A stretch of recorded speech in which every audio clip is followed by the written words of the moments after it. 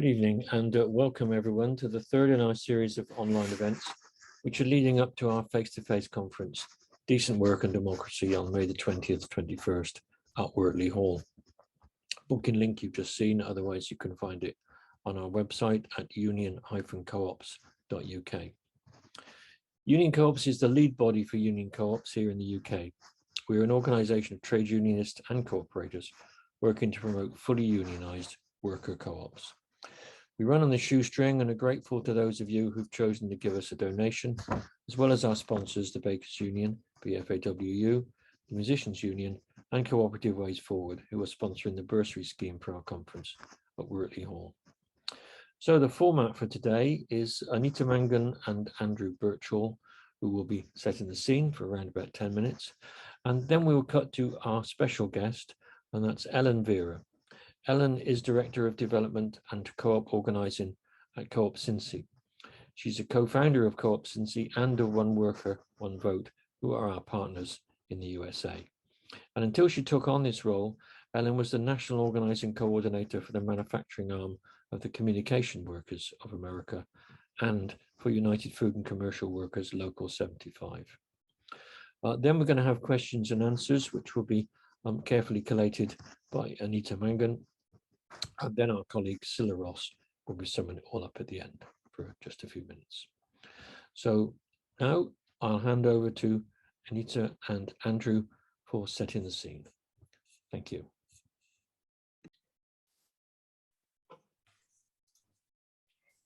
When you think about workers and how workers should be managed, the mainstream view is that, workers are not to be trusted. They're like small children who need to be looked after and minded and looked at all times.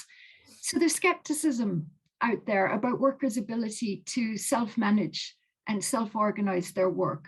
There's skepticism about workers' ability to democratically control production and its administration.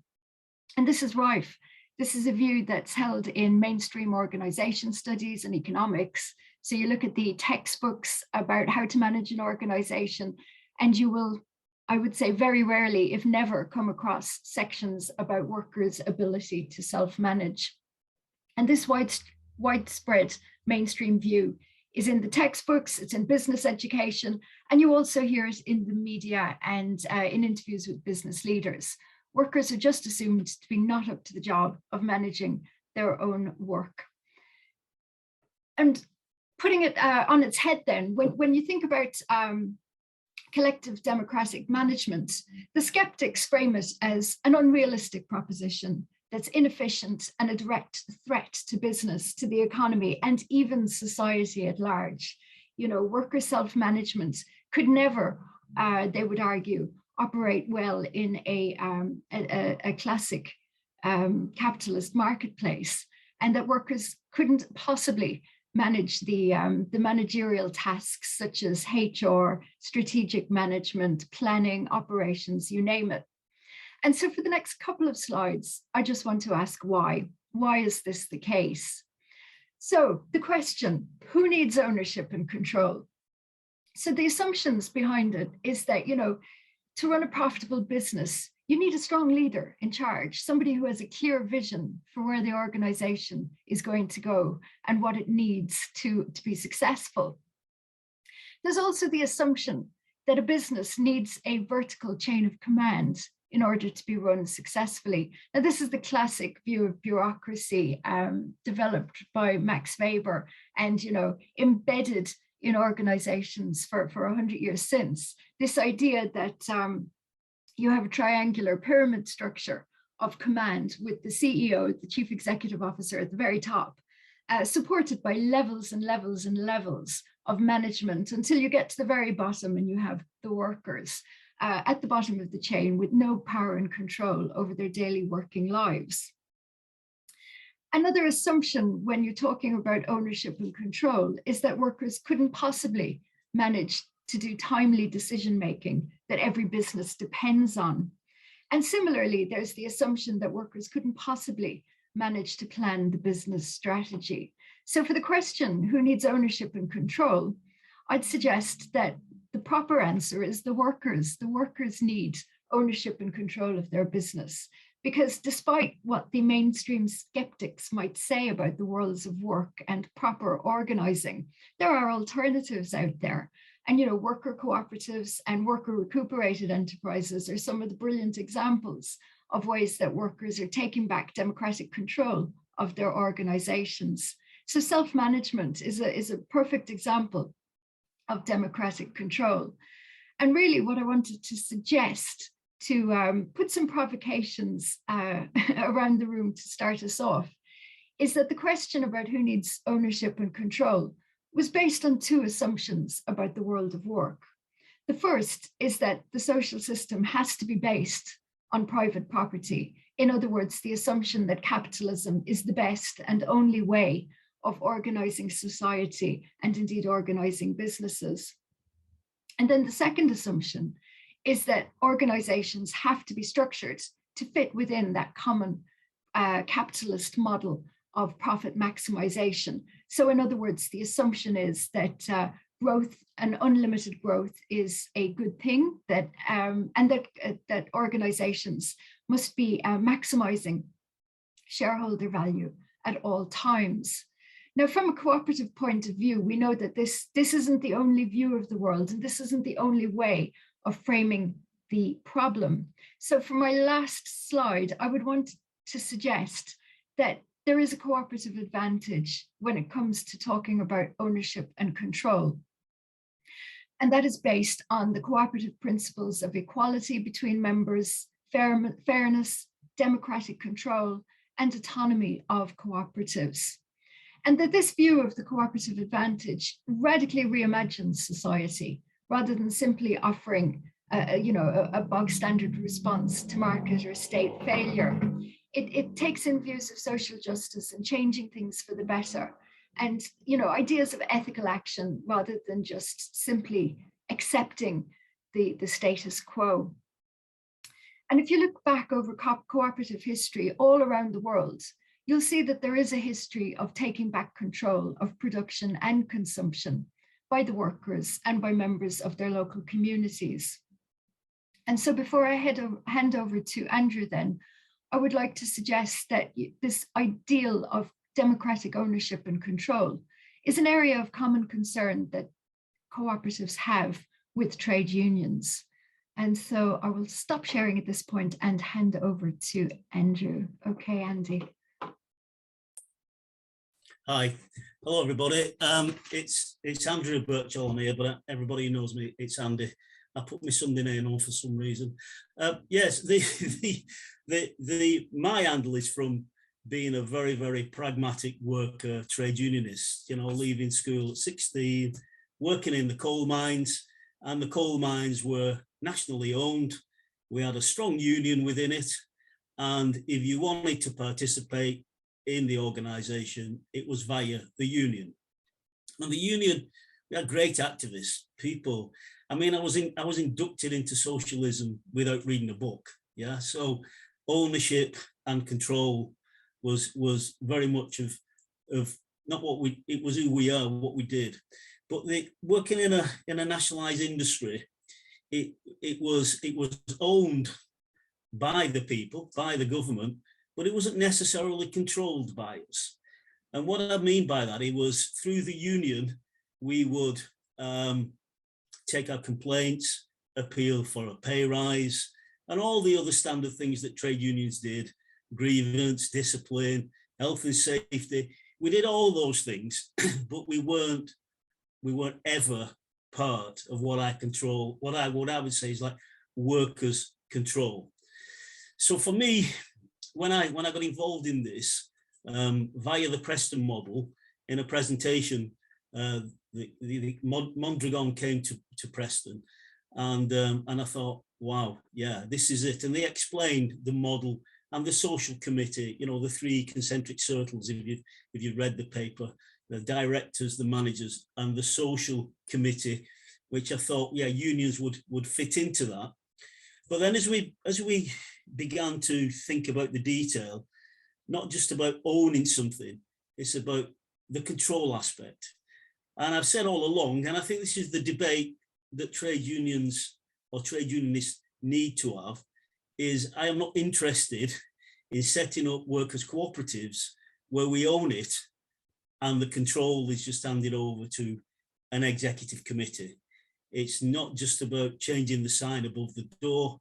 It's about understanding the value of labour, the culture of the place where we work, and actually, and I think we should aim high, paid to participate in the democracy, paid to be educated and paid to participate in the democracy. We should aim high. Now, where we are, I think, in Preston and the UK in general, because I'm active in Unite the Union, I've got friends across all the affiliates, because I used to be a TUC tutor, so I know people across the affiliate body, and it's promoting cooperatives because we've had statism in the UK, you know, the state-owned, whether it was local government, the NHS, National Coal Board, all the utilities, they were all owned, but the worker control was marginal or via the union. And so when we speak to people within the trade union movement, they still anchor into the old model. And so the real issue for us is, how do we build, once we own it, how do we build the control elements of our working lives? And so we don't only turn up and do whatever task that we have in a delayered, non-hierarchical system, but how we actually involve people in the day-to-day decisions, the day-to-day, the medium, the long-term decisions of creating sustainable, and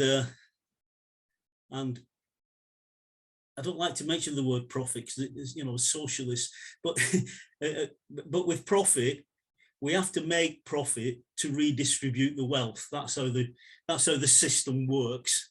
We haven't invented another system yet. I know we've had a couple of tries, but so it's how once we created the surpluses, what we would do quite differently with those surpluses is all about how we convince trade unionists. So what we've been doing on the ground in Preston, and because of the Preston model, its political profile through the Labour Council and Matthew, we've been working with local activists, and the local activists through the local trade union council, they're all on board now. Yeah, they're on board, and as trade unionists, cynical, skeptical, critical, you know, critical friends. We don't mind it as long as the discussion is constructive and open. And the Trade Council actually paid for Preston Cooperative Education Centre to be registered, and we're now registered as an education centre. And we're hoping that the education centre, because the trade unions are a federation, you know, so we've got to win the debate in the democracy. So we're hoping via the education centre, we were spreading the word and the message of worker ownership and control. And we understand the principles of democracy through the trade union movement. So it shouldn't be too difficult to transfer that over to the workplace.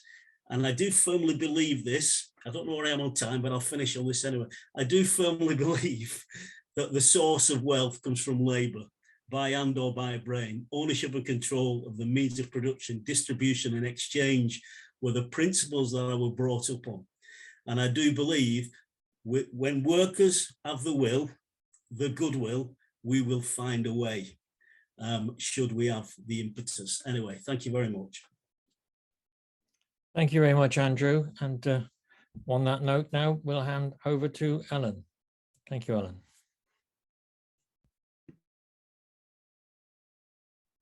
Awesome. Well, thank you guys all so much for having me today. I'm going to bring up some slides here. Everybody can see that. Okay. So I'm Ellen Bear. I'm with Co-op Cincy. We've been working on building unionized worker co-ops for the past 10 years, going on 11. And I come out of the labor background. So I was union organizer and union organizing director for 11 years. 8 of those 11 years, I did both union organizing and co-op organizing at the same time. And this was a really important tool for me in my tool bag as really trying to bring up the wages, the benefits, the working conditions of the workers that I was working with and the industries I was working with, and continues to be. So I'm excited to share with you guys a little bit today of just our experience of doing this the past 10 years, what's been working, how things, work.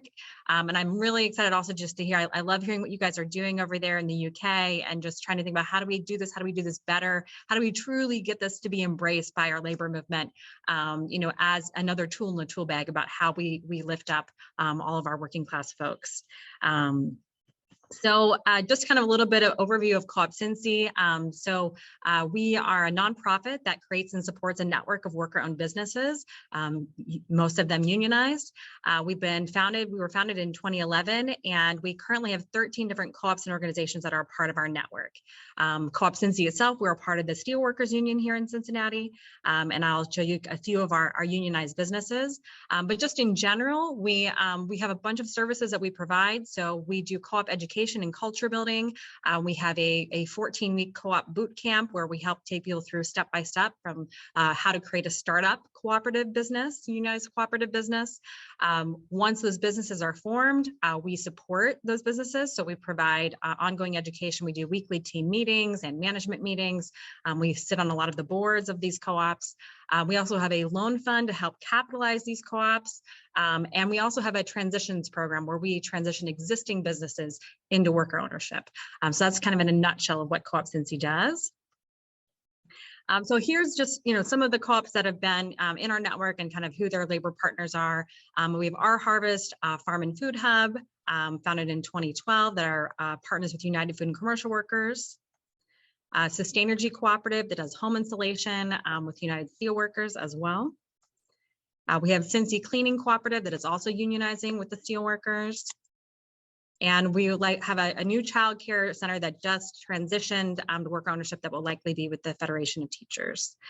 So that's just some examples. We also have a bunch of other labor partners, just want to kind of throw up here that we've worked with and work with over the years. We've done strategic campaigns with different unions that are saying, hey, in addition to organizing industry, we want to build co-ops in this industry as well. We've explored different, co-op opportunities with different labor partners. And also have a lot of these partners on the board of Co-op Cincy. So now I really want to kind of dig into the nitty gritty of co-ops, of unionized co-ops, kind of why we do it, how we do it, what are they? So, why is it important to unionize a co-op? So a lot of people would say, well, you guys are already all owners. Why would you need to be in a union too? But this is kind of what we found and what we believe also, folks in Monaghan also found, but that it's really important to have a space, within your co-op where you are really focusing on what the experience is like from a worker perspective. And so this helps our co-ops to scale with their values, right? So, if we talk about democracy, we say this is democratically owned, but if we don't live that out, if we don't have reinforcing structures within these businesses, it's not going to come to reality. And so having that specific space where, you are, dealing with and talking about and working on what the wages look like, what the benefits look like, what the working conditions are like, and also really a clear space, right, to deal with the interpersonal issues that happen, right, because we're human beings. So that collective bargaining leads to that clear expectations, clear human resources policies. We know that even within a democracy, we can still take advantage of a minority group, right? So kind of balancing out that work environment and making sure that, that there's checks and balances around that. And then, definitely improved access to affordable and high quality benefits. So by being in our labor movement, they've done a really great job, right, of negotiating for and getting really good, health and welfare plans that our co-ops on their own would never be able to have access to.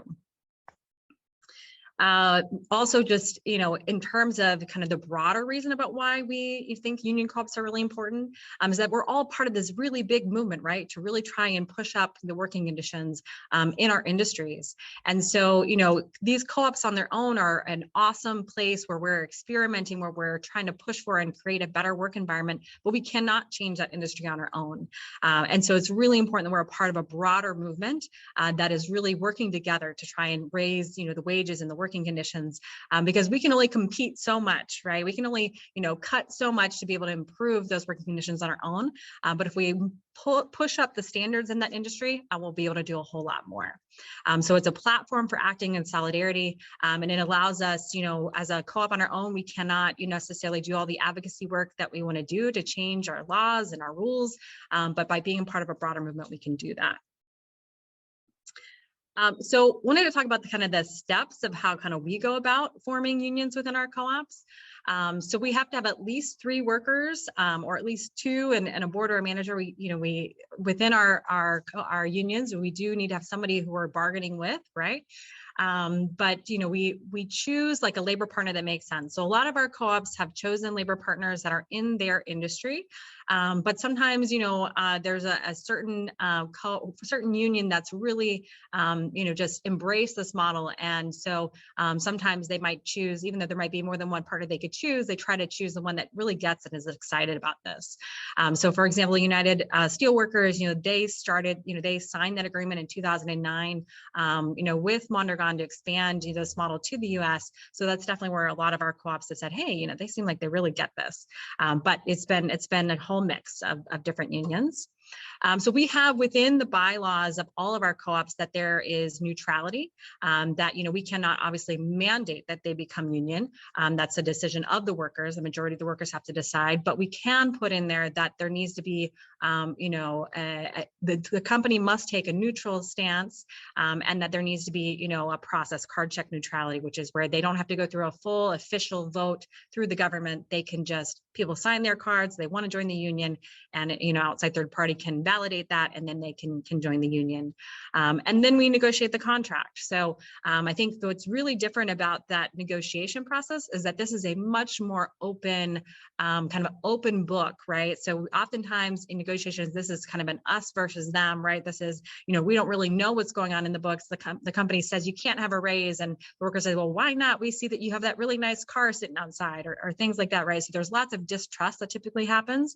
But within a co-op, everyone knows exactly what's going on in the books. Everybody can kind of see. And of course, workers, it doesn't make sense for them to ask for, wages or benefits that's going to kind of, be really bad for the business, right? So we talked a little bit about profit earlier. And of course, you do need to have a business that's viable, right? To be able to have good wages and good benefits. So people can all see that, and we can usually have a much more productive, a much less contentious kind of discussion around that, and come up with that contract. So this, I'd like to just kind of show this. I feel like this is a good kind of picture of kind of how we think about the structure within union co-ops. But essentially, you kind of say that big circle is kind of all the worker owners. And I think we should update this, because we should have another circle that intercepts with that. That's all the workers themselves. And some of them are not actually worker owners. Not everybody in a co-op always chooses to become a worker owner. And so, but that union committee represents both the workers who are not either not yet or have not chosen to become worker owners, and also worker owners themselves. And so, within the co-op, people are wearing different hats. And so, from those worker owners, they elect their board of directors. Oftentimes that board of directors appoints, managers, but they also elect that union committee. And so, the folks in the co-op, even though they're all worker owners, within this circle, is saying, okay, and they're voting on big things together. They're saying, okay, I want this group of people to be focused on this aspect of the business, and make sure that we have a balance within. So for example, the board of directors, right? They're really thinking about that long-term vision of the company. Are we meeting what's our plan? Where are we going? The managers are looking at day-to-day. Are we, doing all the things that we need to do operationally to achieve those goals? And on the union committee, they're thinking about, okay, even though we've got to make sure we're achieving our goals and we're being profitable and things are getting done, how is the experience as a worker in this business, and making sure that that is not getting eclipsed by all the work that people are doing to try and make this business be successful. So, some of the things kind of on a day-to-day within our co-ops. So as I mentioned, that's collective bargaining agreement, is negotiated transparently and collaboratively. They, and it's something that is oftentimes, it can be, I would say, reopened more easily, oftentimes if there's a need to be more flexible within that and make updates or changes. That again, having that access to union benefits is really important. I know in addition to the health and welfare that, a lot of our co-ops access, they also, have things like free college that's available through Union Plus. That has been really exciting for some of our unionized members. And it's like, again, that space for, when there's issues that happen within the co-op, there's this clear space and a clear process for working through conflict. So it's not just kind of, oftentimes in the beginning of a co-op, it's like everybody's best friends and we're all excited, we're creating this really amazing thing, but then some of the reality comes in, right? And there is going to be interpersonal issues. There's going to be, challenges, in terms of, with staffing or people in different departments or whatnot. And so, how do we work through that? And so instead of it being not having any structure, which can oftentimes lead to a disaster, right? Oftentimes lead to there being a lot worse outcomes for folks, by having a clear process, laid out in that contract, and having a clear space where people come together on a regular basis is really important. And then, they're able to engage with their local union activities and issues. So, obviously our unions do a great job of being connected to what's going on, politically, to some of the different things that are going on, in the community. And so it's a way for our folks to continue to be engaged and to support some of those things that are happening. So I'm going to go backpedal a little bit and talk about kind of how we've gone about forming these union co-ops. And feel free, folks or the moderators, I've got lots of information. So at any point you can say, you know what, we've got enough of this. Let's move to question and answer. But I want to, make sure you guys can kind of see a full picture of kind of how we go about forming these businesses. So, in terms of laying the foundation, we obviously got started, 10 years ago. There were a lot of folks with, that are a part of the kind of the committee that organized Co-op Cincy, that were deep within the labor movement. But kind of building that base of, this is not just like, sometimes we've had folks come to us and say, well, I tried to reach out to my labor movement and they weren't interested. So we just, moved on and just built co-ops on our own. But what we've oftentimes say is like, well, how much have you really tried to build that deep relationship? Have you been a part of their struggles and their fights? You can't just go to your union representatives and say, hey, I'm doing this thing, you should join me, come on. And if not, move on. So just like really laying that base and really trying to make sure that we're, people kind of get to a deeper level of understanding is really important. And then kind of that core team that you're going to use to build this movement, to build these co-ops, is really important. That's built on trust and core values and people who kind of get what you're working on. So doing the work to make sure that you've got that core crew is super important. And then, here in the US, what's been really important to us in terms of being able to kind of bring together enough resources to build these co-ops and to help them be successful long-term, starting with a foundational nonprofit that's really committed to doing this, not just for one single co-op business, but an actual network of unionized, worker cooperatives has been really important. And that nonprofit status has allowed us to get grants to support before a lot of these things are actually profitable. So that's been really important. So obviously we've talked a little bit about this already, but the vision of where we're trying to go has been super important. And so having this awesome model right there in Europe, right, of Mondragon to be able to say, this is what we're trying to build, this is the type of change that we're working towards, has been really, important of kind of the vision of what we can point to, like, this is what we're trying to build. And so even when things get hard and things aren't working right, or there's, conflict, of like having that kind of guiding light where we're trying to go has been, really important, and kind of building an ecosystem that has that kind of trifecta. So for us, having, strong co-op businesses, building that loan fund, access to financing, and ongoing education that's really worked for Mondragon has been really key here as well. And then I would just say that persistence is key. So we've just, been kept at it and at it and at it.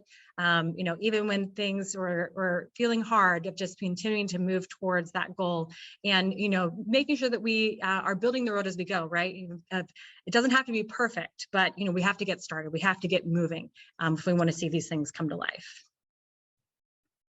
Which is that next point, right? Don't let the perfect be the enemy of the good.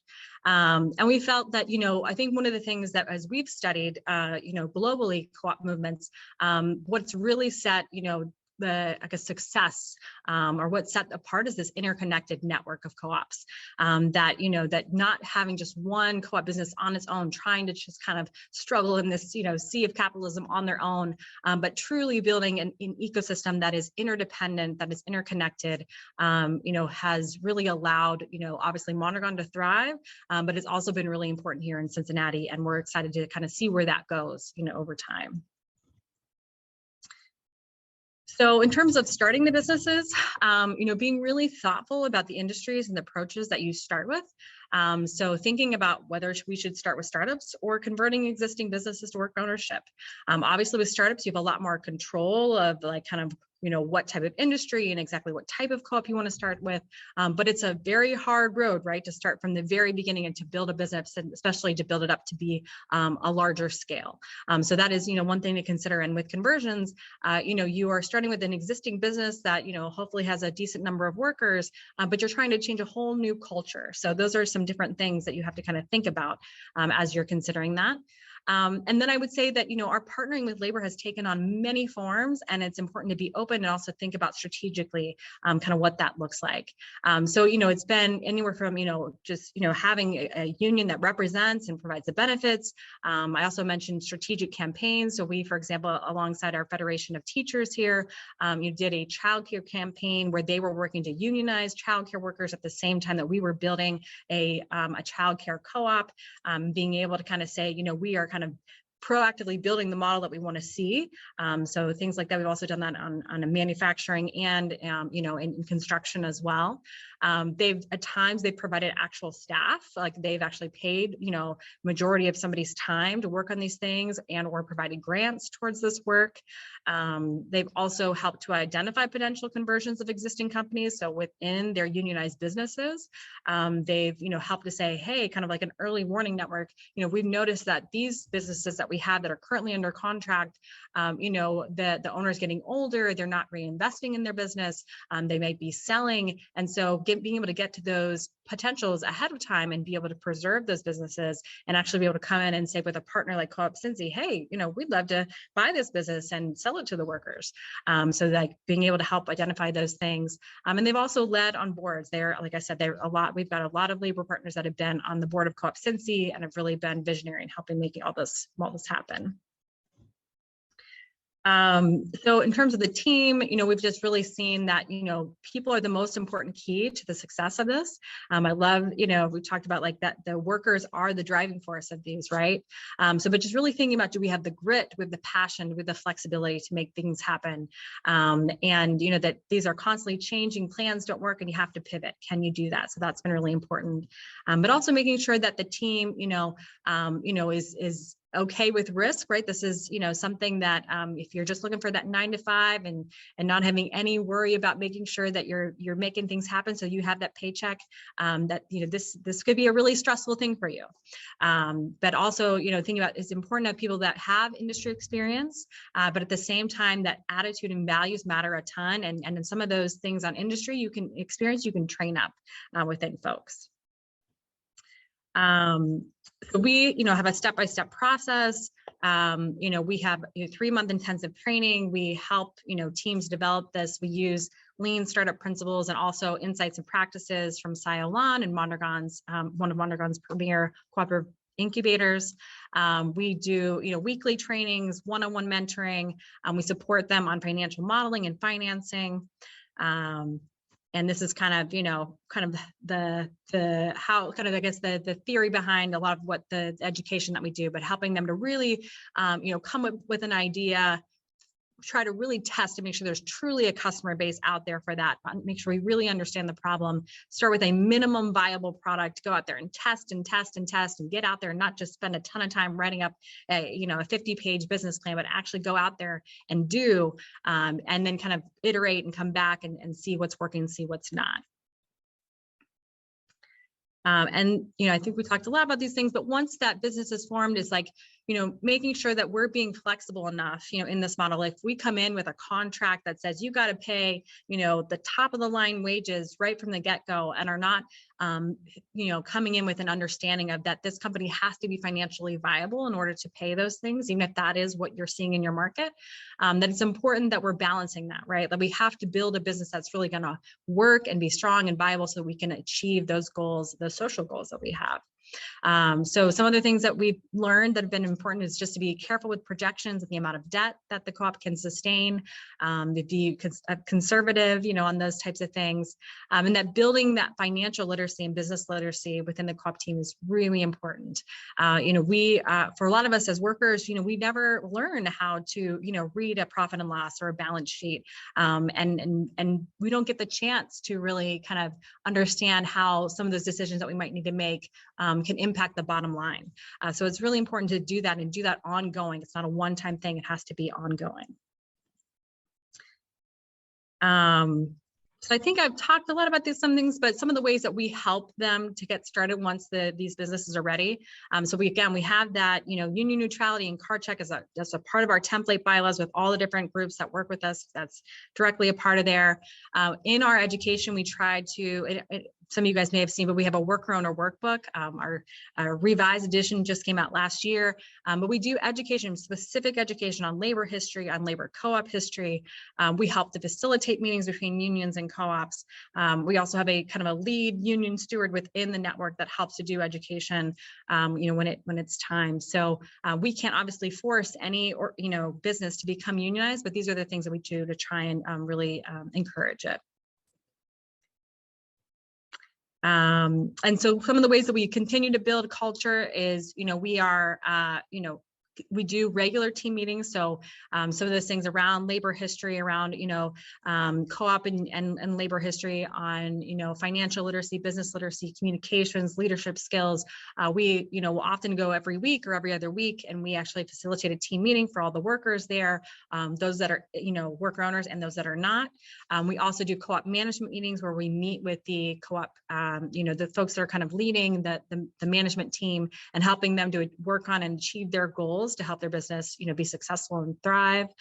We also facilitate retreats, and we have a board seat on each of our co-ops.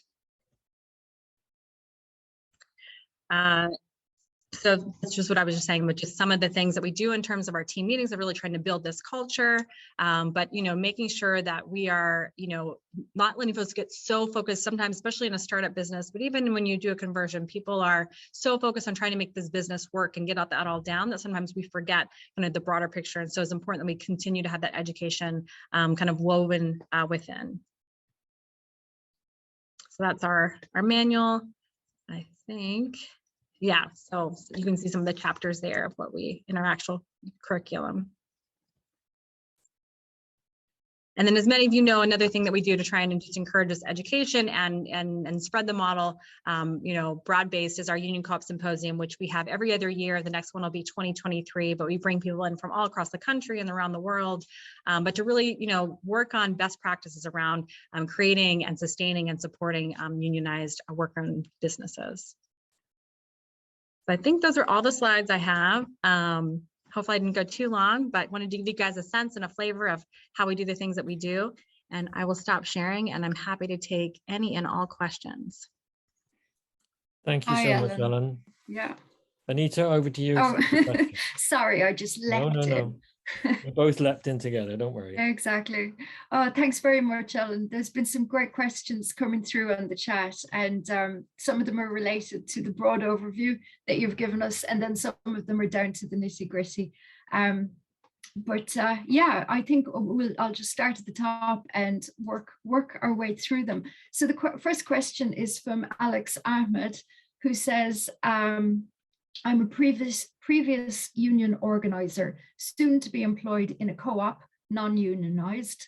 I don't think there's a board or manager there. The bylaws say that there are elected officers that take on management-like roles, like managing finances and resolving conflicts. How would unionizing work in this context, do you think? What would be the difference between between the co-op bylaws and having a contract in this situation? Yeah. Yeah. You may need some more information, I'm not sure. Maybe. I mean, definitely more information can help. You know, obviously every situation is different.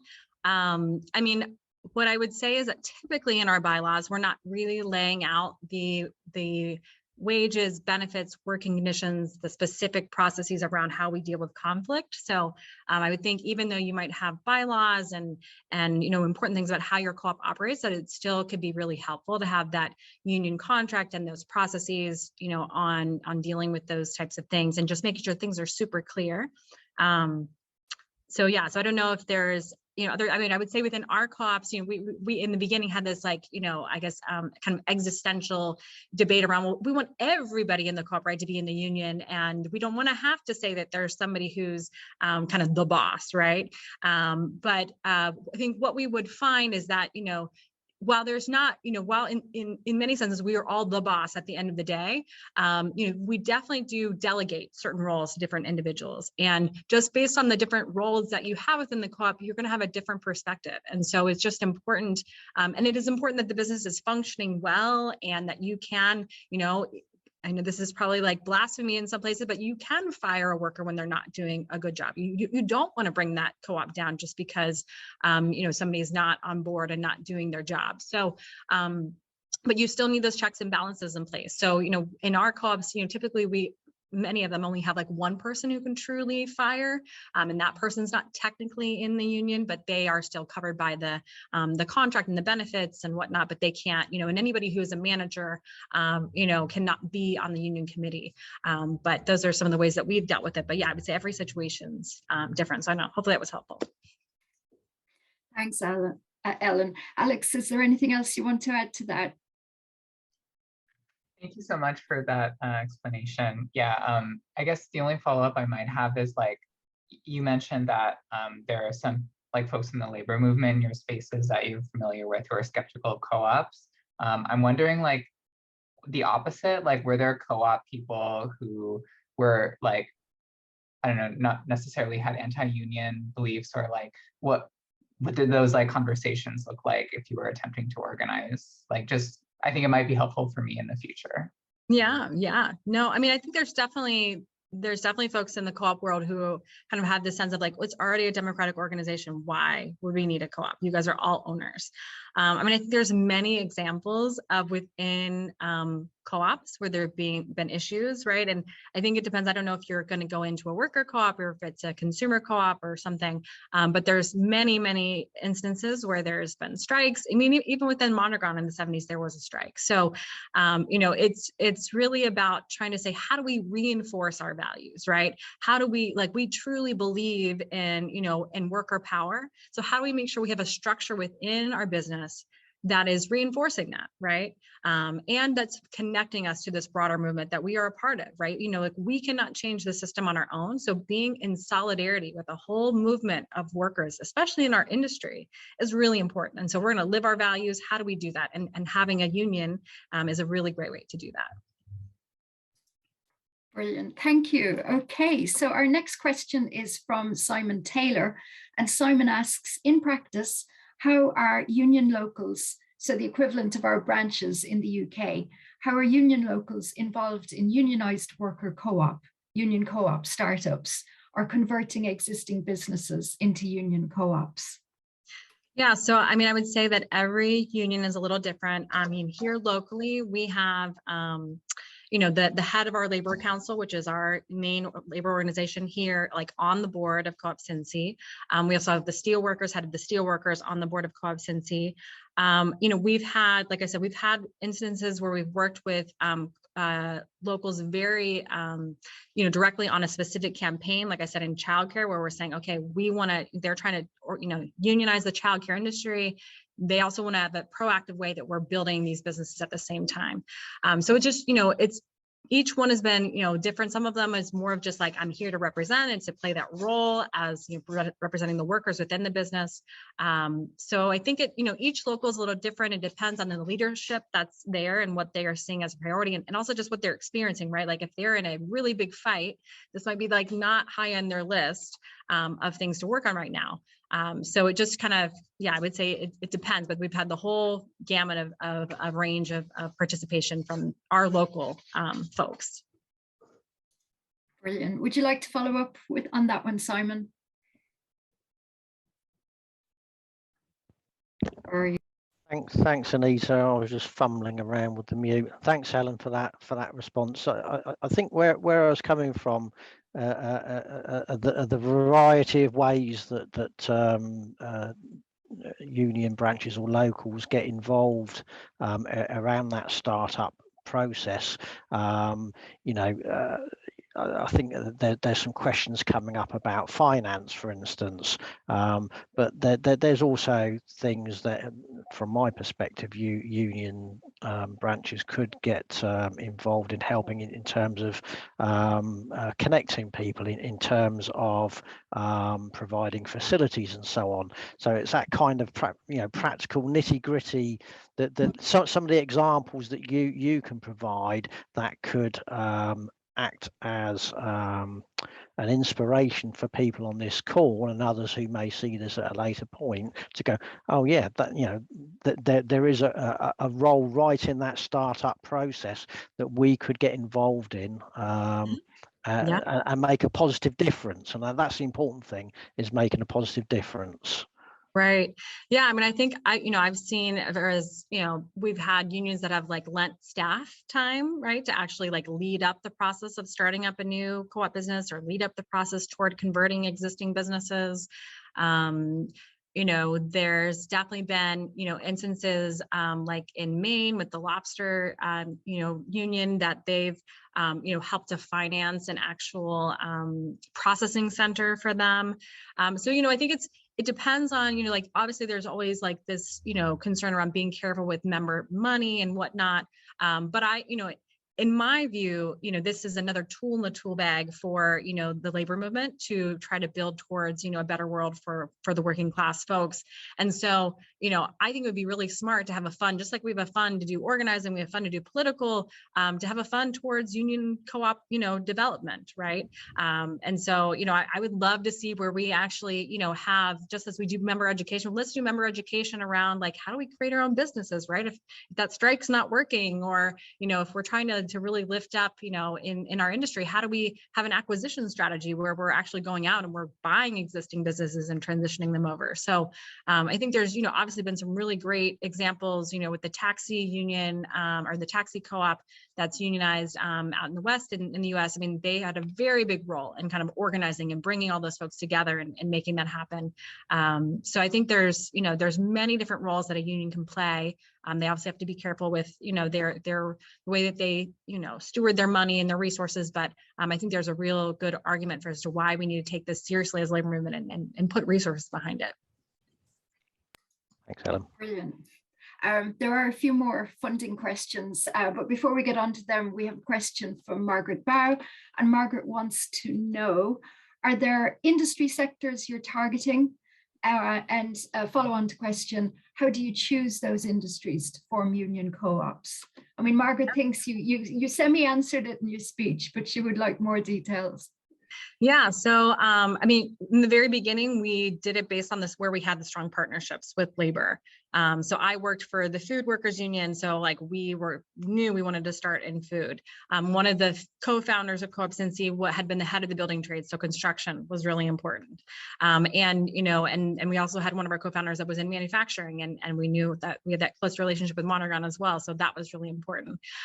So we definitely have like key sectors that we've built in, and so now as we're doing kind of more of an acquisition strategy to convert existing businesses, like we're definitely going deeper on those ones, but we also, especially kind of in our co-op U or our co-op university kind of open call, we will work with folks in any industry, but we do try to build on what we've done so far and on the partnerships that we have. So I definitely circle around on the people that you have, the people who are really committed of going deep on those. Brilliant. Margaret, do you want to follow on from that, or are you okay? Yeah, you're fine, right.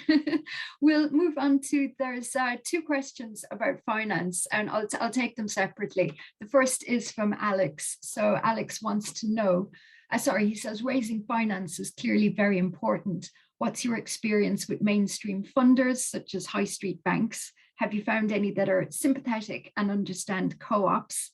And Nathan Brown then, as a follow-on question, asks, have union co-op movements provided finance or even supporters in the local community customer base? Sorry, so two sides of the same coin. Yeah, so I'll answer the union question first. So yeah, there's definitely been grants that different unions have given to either help with a feasibility study or to pay for, like, to the nonprofit to pay for like a co-op developer to work on a specific sector or specific project.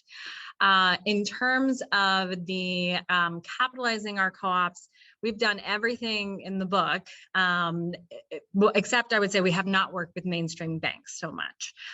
So we've done, we've gotten like mini or kind of small micro loans through our local credit union, which is obviously a co-op as well, where we've had individuals like co-sign with a co-op to, be able to get access to larger amounts. We've had an actual cooperative bank that has, given some big loans to some of our co-ops. I would say that the best partners that we've had, especially in more recent years, and when we haven't had to been so scrappy about how to get financing into these co-ops, has been through the local CDFIs. So, oh gosh, let's see, community. No, CDFI. I'm using acronyms. I shouldn't use acronyms. Community Development Finance Institution. Thank you so much, Margaret. Like, of course, I'm losing right now. But so they have in their mission, like they're kind of like a nonprofit bank, right? And they have in their mission to specifically work on financing co-ops. So that has been really, really helpful and important. We are a part of a national financial cooperative called Seed Commons, that we are, one of their loan funds. And so what's been really great about that is essentially it's a mutual fund of co-ops. And so they've done fundraising on a national level. And then we're able to go out and deploy it, to kind of build this pipeline of projects and actually deploy it here locally. So that's been huge, I think, for us in the past several years. But we've definitely never gotten any really big loans that we would say from like traditional banks so far. But I do think as our co-ops get much more, just larger and have a really much longer track record that they could, but the question will be, is it worth it to them? Like, we've got such great partners in the CDFI world that, like they get them, they are much more flexible. So far that's where we've stayed. Brilliant. And I guess I would just say there's other ways too, in terms of equity, like we do bring in outside investors that have not, as like preferred stock, where they don't actually have voting rights over the co-op, but like we've also tried to be careful about not putting too much debt on our businesses. Brilliant. Nathan and Alex, is there anything you'd like to add or a follow-up question? Yeah, I'd just like to say my experience with mainstream banks has been very variable and has always depended entirely on the individuals concerned. So during the times I was running the printing co-op, we did get very, very good supportive finance from the cooperative bank, which, despite its name, was never a co-op, but it was owned by a co-op. And at the time, British banking law didn't allow you to form a bank that was itself a co-op. And also from Unity Trust, which was formed as a partnership between trade unions and the cooperative bank, and bid very carefully and strongly to work with unionized organizations at the time. Both have changed dramatically over the years and aren't anything like as supportive as they used to be. But the one instance I can think of a mainstream bank becoming really quite excited about it was at the time that we privatized the coal industry, which was nationalized here. And there was one supported by the minister very strongly, Michael Heseltine, the Tory MP, that he wanted I think it was about gloss, really. It was about public presentation. He wanted one of the mines to become worker owned. And here in Wales, we had Tara Colliery, that the miners there put all their redundancy money in, which is quite a considerable amount of money, more than it would take to buy a car now. So a brand new car. So, you know, just to put it in perspective, they put that in, but they still needed to raise considerable amount of funds. And both the Cooperative Bank and Barclays Bank were very keen to get the business. And Barclays Bank eventually got the business with the best offer. So I think when something is so high profile and supported, you know, through the national media and by the national government, then they'll play. But otherwise, they're not really interested at all. Yeah, and I do think that as converting of existing businesses, as we get to larger and larger firms, I think there'll be, you know, like we would do, here we have a, you know, an ESOP, right? So an employee stock ownership plan. We work with like democratically structured ESOPs. But I do think that as you would get to larger sizes, that there will be definitely more role. And they're basing all their banking based off of the success of that business, right? They, you know, I think they're still going to be, you know, and ESOPs are well known, you know, here in the States, but you know, I think that there's definitely been a lack of understanding a lot of times, and you know, it really has to have a good track record for those, you know, a long track record for those traditional banks to be interested. Okay, moving on, we still have questions coming in thick and fast, Ellen, so you're going to need to lie down after all of this. The next question is from Martin Mettiard, who says, I read earlier today about a new worker-owned internet state provider in New York called People's Choice Communications, formed by unionized workers who've been on strike since 2017. Is this a scenario you've had any experience of? Well, I've definitely not been involved in People's Choice, although I did work with communication workers for a bit, several years ago. And we've not had to form any co-ops, I would say, that from workers that are going on strike. So yes, I would say not in those ways, but I think it's awesome what they're doing. And I think it's super exciting. I think that's what we, you know, that's definitely the history, right? I mean, here in the States, the Knights of Labor, you know, like they were forming, you know, they formed over 100 different co-ops back in the late 1800s, you know, with workers that were going on strike and, you know, and saying, okay, well, if we can't fix that, well, let's go form our own business. So I think that definitely should be something that we are open to, you know, as folks in the labor movement and ready for. You know, it obviously was still very hard because you're starting a startup business, but so I think the thing that can be challenging is like having enough jobs for these workers right away is probably not super likely. But yeah, I'm excited about it. I think it's a really exciting project. Great. Martin, would you like to come in? Oh, no, fine, great. Well, the next question, moving on, is from Elizabeth Ryder, who says, unions are a type of cooperative. People pool resources to gain benefits for their members. Worker cooperatives are the realization of the goal of the labor movement, returning the means of production to the workers. What are the ways they can work together to build worker power and control? Nice question. Yeah, and I think that's a beautiful statement, and I thank you, Liz, for putting that in the chat.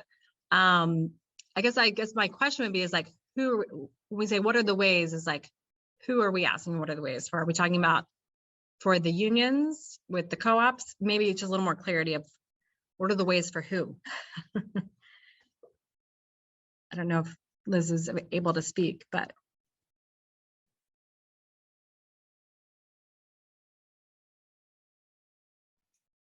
Both Liz, sides. do you want to come back? From Yeah. both sides. The point is, it's a negotiation between both sides, and so you have to educate both sides about, you know, what the benefits they bring to each other, and then, you know, so that they will play well together in many levels. And as you keep saying, it's not just the union being in the cooperative; it's the cooperative being in the union. Growing to leadership within the union, lobbying with the union, it's so many levels, and not to get fixated on just the union being inside the cooperative, but to get, you know, the perspective that these are two types of entities that just need to play well together and work well together because they both are dedicated to growing worker power and worker control of the economy. So we just had to find ways to do that. And so the Union Co-op Council, I was just writing another note into the chat, talking about the Union Co-op Council, the U.S. Federation of Worker Cooperatives, is doing case studies of all the union cooperatives in the country, about 30 of them so far, and to, you know, look at what works, what doesn't work, but then also doing an organizing plan to create educational materials directly for union leadership, union elected leaders, activists and staff on how does a labor union look at and work with a worker cooperative. So inviting everybody to participate in that, and especially you, Ellen. Thank you. Oh, thanks for sharing. Awesome work. Brilliant. Thank you, Elizabeth. We've a general question now from Barry Johnson, who asks, are people aware of organisations in the UK that support worker co-ops? For example, Cooperatives UK, the voice for the UK's thousands of independent co-ops. So I'm not sure, does anyone want to take up that one? Yeah, Scilla. Well, I wouldn't want to speak on behalf of Co-ops UK, and others might be better able to do that, on the call. But I think my understanding is that there are certain people who work in Co-ops UK who are interested and empathetic towards the model, but they haven't taken it on board in the way that I would argue needs to be done. In other words, when you're looking at that sort of division between co-ops and unions, which I think, frankly, in my experience anyway, is still a key characteristic in the UK, despite, there are exceptions. But I think, it's less a sort of a collective response from the sort of the apex body in that case. I mean, others might have other views, but at the moment, I think there is still that division. But of course, there is a good and vibrant worker co-op sort of strand within Co-ops UK, and there, of course, are colleagues within that organisation who are empathetic. But someone else might have or want to add to that, who know the Co-ops UK landscape better than me. Brilliant, thanks, Scilla. I'll just, there's another question from Simon that I'll get back to if we've time, but there are some other questions from new speakers coming in, so I'll just skip ahead, Simon, if you don't mind. There's a comment from Michael Brown that CDFIs in the UK, though a smaller sector here, also been a good source of finance for both SUs and existing co-op businesses. And then moving on, there is a question from Freddie that the aim of union and co-ops is to work together for the common good, but often the workers' aspirations collide with the ever-growing corporative managerial style of cooperative boards in the UK. What's your view when these conflicts arise? There are occasions when the unions will need to go against the interests of the co-op boards to protect the interests of the workers. Mm-hmm. Yeah, no, I mean, I think that's why it's so important to have that, that union committee within these co-ops, because we need to have a checks and balances. And you definitely can over-focus, right, on the profitability of the business and growing the business at the expense of the workers. So I think that's why we would argue that, we feel like it is really, really important, especially as co-ops start to grow, to have that labor committee, to have that union committee, so that you can scale with your values, because there are going to be times where you have to push back, on certain decisions or whatnot. So I completely agree. And I think that I would just say that, you try to start from a place as much as possible that is about, like, how do we work through this, right? How do we talk through this? How do we make sure that we're being transparent and whatnot? And hopefully you don't as quickly get to a space where you're taking it publicly, to a public fight or whatnot. But there could be times where, that is necessary. And there's been lots of co-ops that are not worker co-ops, where they've had very public fights. Because that, those values, that some of the co-op values have not translated to necessarily better treatment of the workers. Freddie, would you like to come back in there? Yes, just quickly. Yeah, thanks very much for the answer. I am a union rep at Suma Whole Foods, which is the largest cooperative in the UK. Very often our workers ask me, why do we need a union within an equal company where we are all equal and have an equal say? I always reply to those workers, there are two reasons for a union to be there. First reason is there are lots of workers outside our environment that don't have the benefits and you know, all the good work conditions that we do have at Suma. Second reason is as cooperatives are designed in the UK, in the end of the day, every worker, even if it's a co-op owner, holds a legal contract within the co-op.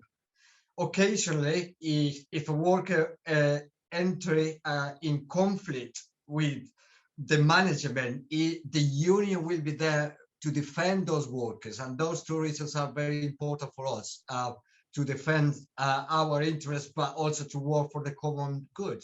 Yeah. Great, thank you, Freddie. Actually, your question leads nicely back to Simon's original question. I realized that what I thought were questions was just information further along in the chat from Elizabeth. So maybe, let me just double check.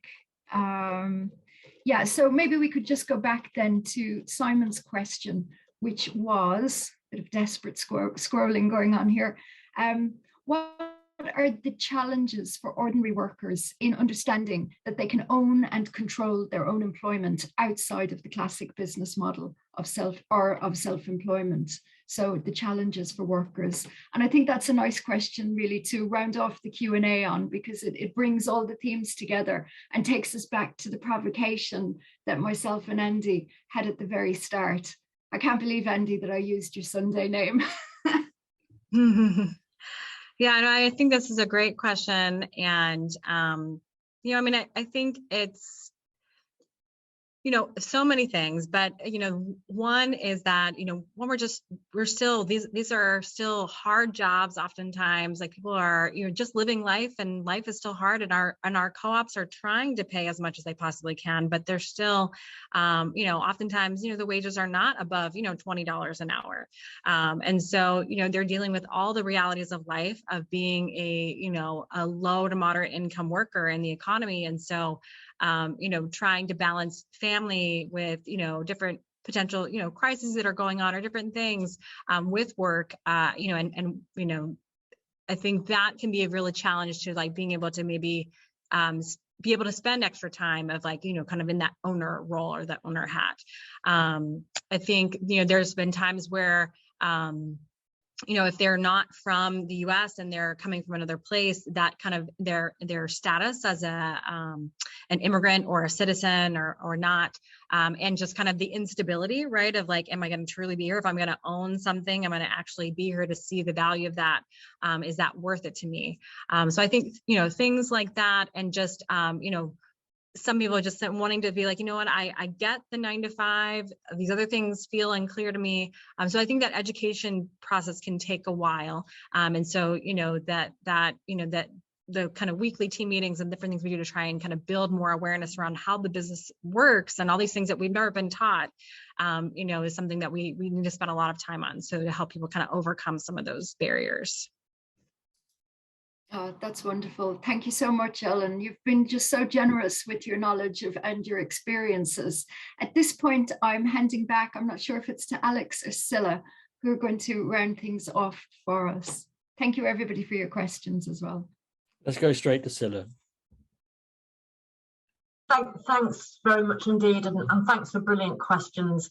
Thanks for wrangling it, Anita and Ellen, of course, you know, for really illuminating answers. I just want to spend a couple of minutes just sort of reflecting on where we've got to, I think. And forgive me, I am going to sort of probably offer a sort of UK perspective, because you know, in some ways it feels like you're much more advanced than we are in the UK around this, but of course you've been working very hard at it for a long time. But we began with Anita and Andy sort of throwing out that provocation and reminding us of the assumptions that are out there, that, you know, co-ops don't particularly have the capabilities to run a different type of economy, and that workers don't particularly have those capabilities either. And they both reminded us, I think, really forcefully, as you've just done as well, that you have to learn to own and you have to learn to control. And I thought, you know, Andy's point about paying for that and making sure that happens is really critical. And I would say that, wouldn't I, because I'm passionate about the learning and the education that needs to go on around this, because actually what we're frankly talking about is political education, and with a small p, but I say that unashamedly, for both Labour and for co-ops. And, I think when Ellen started to give us that really great resume of how you went about the process, the training, the empowering, because that's fundamentally what it is. What really resonated for me, Ellen, was the idea that, when you have that question about why do co-ops need unions, the idea of going to scale with your values intact is the really important thing, because as other people on this call know better than I, that a lot of the research we have, and I think Freddie and a couple of others raised this question, once you do get bigger, then that's when things can start to unravel.